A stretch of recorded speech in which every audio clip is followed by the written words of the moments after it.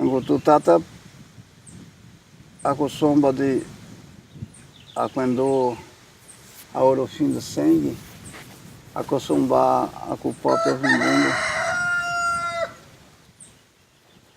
a quando da Umbara, ouvi só onde que vi só acostumba com o piano vimbundo. Juvenil Rosa, nascido e criado no Quilombo Cafundó, agricultor. Eu tô falando que vocês vieram da cidade fazer pergunta para mim, que eu sou vimbundo, no fim do sangue, eu tô aqui no sítio. E vocês vieram da cidade saber a palavra minha, perguntar as coisas para mim. Angola, Congo, Benguela, Mondiolo, Cabinda, Mina. O surgimento dos quilombos no Brasil acontece com a escravidão. A escravidão é um processo muito forte, um processo de grande violência contra o negro. E isto fez com que o negro fugisse do trabalho escravo e montasse um quilombo, aonde que ele pudesse viver com uma certa tranquilidade, da possibilidade de ter um lugar em paz, de difícil acesso. É, negro, você perdeu, miserável.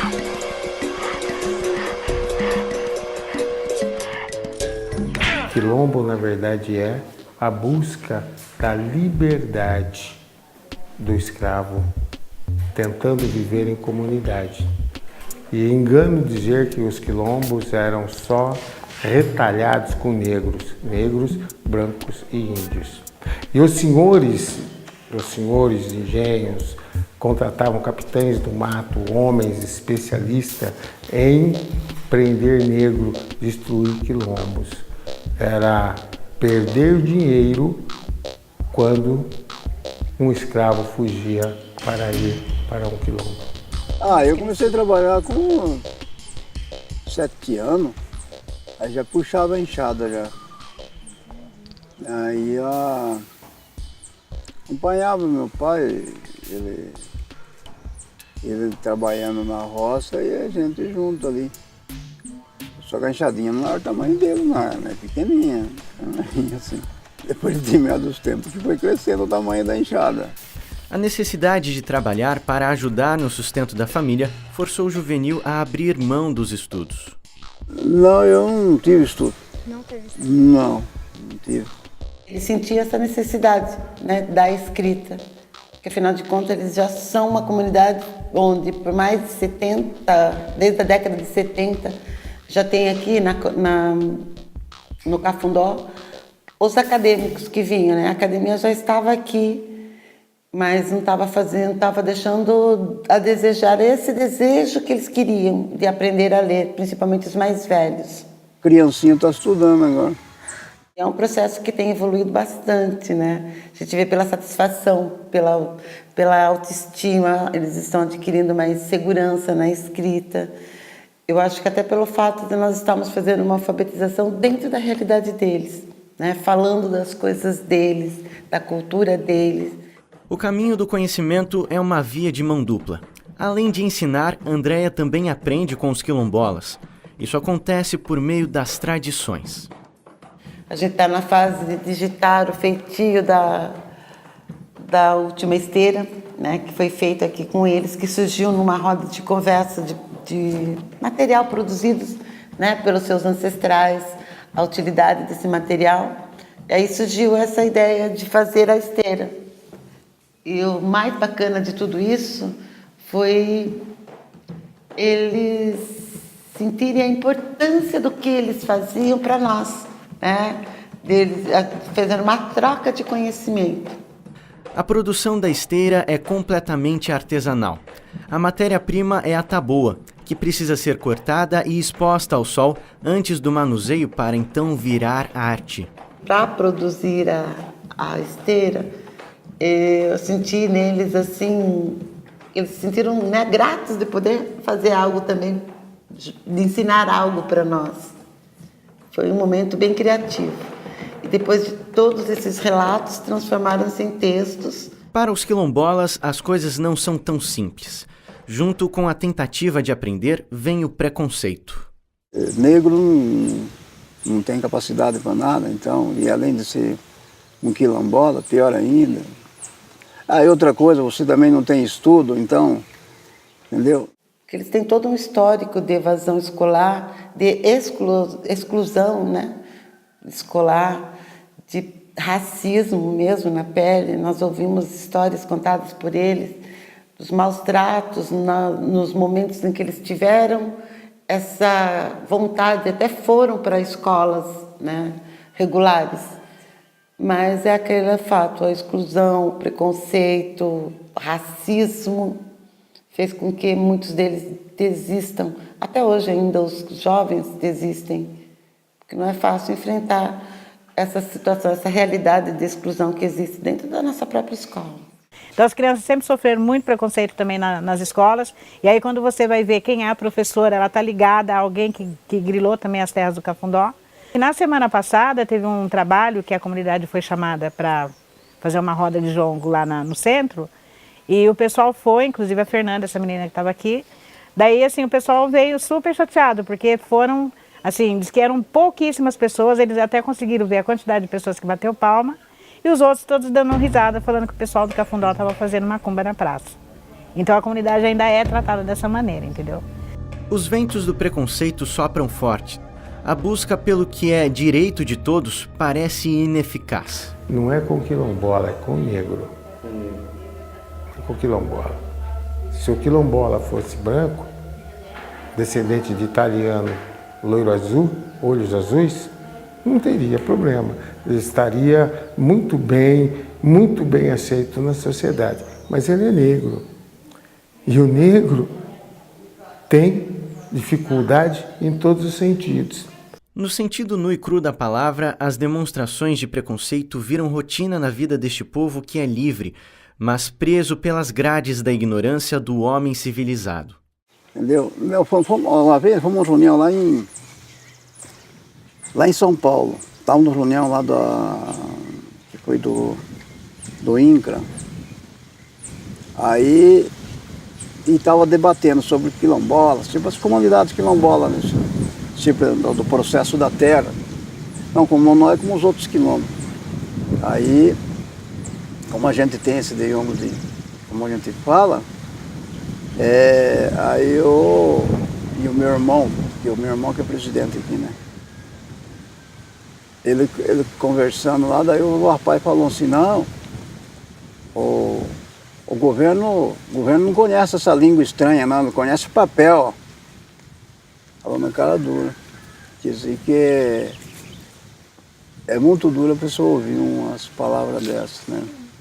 O fogo do preconceito carrega consigo a fumaça da resistência, que tem a educação como aliada. Eu tive uma consciência bem tardia desse racismo, até por ter crescido no meio onde eu não sentia, ou então eu estava meio alienada disso. Né? Foi com o momento de estar envolvida no movimento negro em Sorocaba, de estar fazendo cursos. Eu me formei em História e mesmo assim nós não tínhamos nos apropriado da história da África. Né? Os cursos, e até hoje ainda, eles não preparam esse professor para a rede, para falar sobre as questões que ainda são tabus dentro das salas de aula. São racismo, a homofobia, preconceitos de forma geral. Parece que criam-se um muro onde esses assuntos ficam para fora da escola. E as escolas ainda têm uma certa resistência em estar lidando com esses assuntos. E são esses muros que, a partir do momento que eu me apropriei, né, falei, poxa, eu já reproduzi essa fala do dominador até em minhas aulas. Então, ao se aproximar, ao ter mais conhecimento, ao ter essa consciência mesmo, que eu acho que falta muito ainda para educadores, professores e até muitos negros mesmo, é que não colabora muito para desconstrução eurocêntrica que nós temos na educação. Porque nós temos toda uma educação voltada para o eurocentro, né? Os livros, para a cultura do dominador. Então, é uma desconstrução que vem aos poucos. E eu pus essa prática, esse conhecimento que eu adquiri dentro das minhas aulas. O trabalho ainda é árduo e a resistência do negro começa a partir do reconhecimento de quem ele é. Você sabe quem foi o cara que transformou a água do rio em potável? Fez o primeiro encanamento e o primeiro reservatório? Foi o negro, André Rebouças. E você sabe o que significa água potável, né? Tratamento de água, né? Você sabe a Ordem dos Advogados do Brasil? Foi o negro que fundou. Francisco G. Montezuma. Você sabe que o primeiro hospital construído no nosso país também foi o negro, Juliano Moreira. Assim como toda vez que você chegar na sua casa, que você bater a mão ali e acendeu a luz, o perfilamento foi o negro. E o interruptor foi o negro. Se isso circulasse tranquilamente entre nós, o seu olhar de não negro, você ia falar, nossa, mas não, o seu olhar continua na escravidão. Reconhecer, se apropriar e principalmente respeitar. Os educadores levam consigo a responsabilidade de ensinar sobre resistência. Os professores, eles precisam se apropriar de culturas diferentes, entender o diferente, para daí você poder fazer transformações em sala de aula. Porque senão você acaba fazendo o que sempre foi feito no Brasil, que tem toda essa história de escravização, né, de escravismo. Os 152 anos de história do Quilombo Cafundó é marcado por tradições, relatos de preconceitos, experiências e vivências contadas com voz forte e um brado de esperança que cantam. A canção da resistência. Quilombo para mim é uma honra que a pessoa...